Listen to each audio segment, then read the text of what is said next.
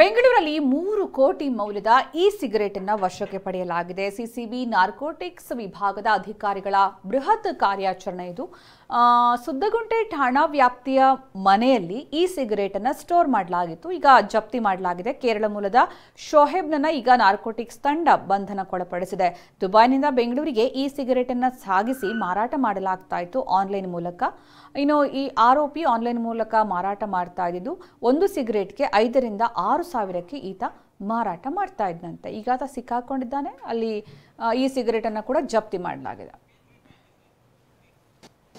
ಈ ಸಿಗರೇಟ್ಗಳು ನಗರಕ್ಕೆ ಬರ್ತಾ ಇದ್ದದರ ಬಗ್ಗೆ ಮಾಹಿತಿಯನ್ನು ಸಂಗ್ರಹಿಸಿ ಒಬ್ಬ ವ್ಯಕ್ತಿಯನ್ನು ಬಂಧಿಸಿ ಆತನಿಂದ ಸುಮಾರು 3 ಕೋಟಿಯಷ್ಟು ಸಿಗರೇಟ್ಗಳನ್ನು ವಶಪಡಿಸಿಕೊಂಡಿದ್ದಾರೆ. ಒಟ್ಟು 6,000 ಸಿಗರೇಟ್ಗಳಿದ್ದು ಅವುಗಳನ್ನು ವಶಪಡಿಸಿಕೊಂಡಿದ್ದಾರೆ. ಈತನನ್ನು ಈಗ ಬಂಧಿಸಲಾಗಿದೆ. ಆರೋಪಿ ಕೇರಳ ಮೂಲದವನಾಗಿದ್ದು ಆತ ಅದಕ್ಕೂ ಮುಂಚೆ ದುಬೈನಲ್ಲಿದ್ದು ನಂತರ ಇಲ್ಲಿ ಬೆಂಗಳೂರಿಗೆ ಬಂದು ಈ ರೀತಿ ತಮ್ಮನ ಮನೆಯಲ್ಲಿಯೇ ಒಂದು ಗೋಡನನ್ನು ಮಾಡಿಕೊಂಡು ಅಲ್ಲಿ ಈ ವಿದೇಶಗಳಿಂದ ಈ ಸಿಗರೇಟ್ಗಳನ್ನು ತರಿಸ್ಕೊಳ್ತಾ ಇದ್ದ ಮತ್ತು ಅವುಗಳನ್ನು ಇಲ್ಲಿ ಮಾರಾಟ ಮಾಡಲಿಕ್ಕೆ ಪ್ರಯತ್ನ ಮಾಡ್ತಾ ಇದ್ದ ಅನ್ನೋದರ ಆಧಾರದ ಮೇರೆಗೆ ಈ ಪ್ರಕರಣವನ್ನು ದಾಖಲಿಸಲಾಗಿದೆ.